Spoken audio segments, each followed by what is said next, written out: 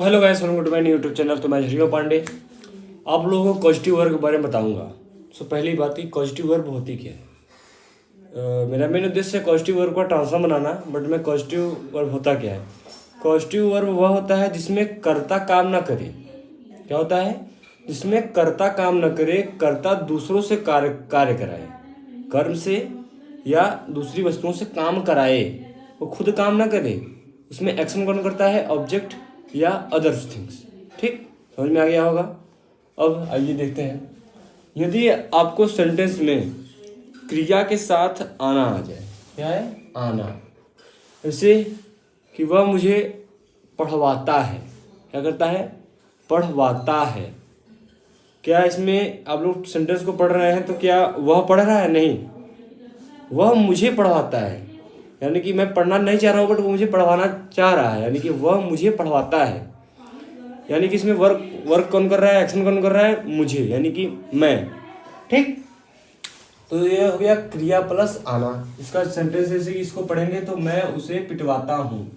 तो मैं पिटता हूँ नहीं, मैं पिटवाता हूँ दूसरे लोग से, अदर लोगों से। इसमें क्रिया प्लस आना। इसका फार्मूला है एक।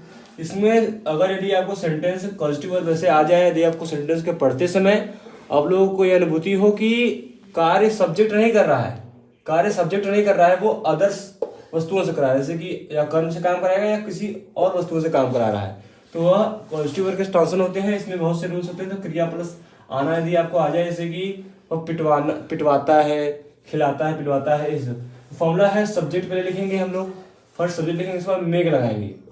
यदि आपको इसमें आए तो आप मेक लगाएंगे, मेक, और ऑब्जेक्ट लिखेंगे। मेक के बाद तुरंत ऑब्जेक्ट लिखा जाएगा। क्या लिखा जाएगा? मेक के बाद तुरंत ऑब्जेक्ट, ऑब्जेक्ट के बाद वर्ब, ऑब्जेक्ट के बाद तुरंत वर्ब लिखा जाएगा, वर्ब के बाद जो अदर्स रहेंगे उसको लिखेंगे। ये इसको आपको याद करना पड़ेगा।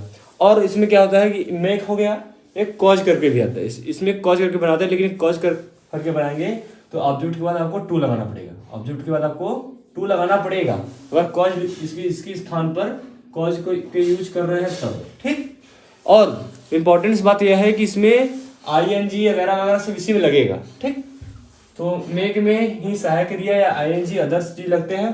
वर्ब हमेशा इसमें फर्स्ट फॉर्म रहती है। अब एग्जांपल्स क्या है? मैं उसे पिटवाता हूँ। सो सब्जेक्ट पर लिखेंगे, आई हो गया सब्जेक्ट, उसके बाद मेक लिखेंगे, मेक लिखा गया, तो फिर ऑब्जेक्ट, ऑब्जेक्ट क्या है इसमें? उसे, तो ऑब्जेक्ट लिखा गया, उसके बाद वर्ब, वर्ब क्या है भाई? पिटवाना, बीट। ठीक, ये हो गया। अब दूसरी आ गई, वह मुझे बुलवा रहा है।